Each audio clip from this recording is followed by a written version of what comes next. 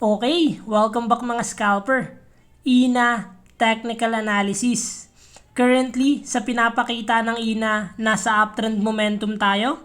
And sa daily candle natin, meron tayong inverted pin bar and above average yung volume.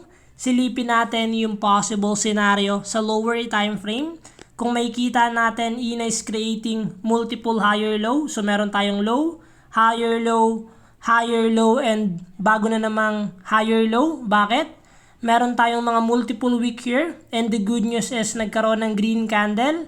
So still respected pa rin yung ginawa nating trendline support. And yung possible scenario natin is the moment na basagin nyo yung previous high, possible it's only a continuation ng uptrend momentum.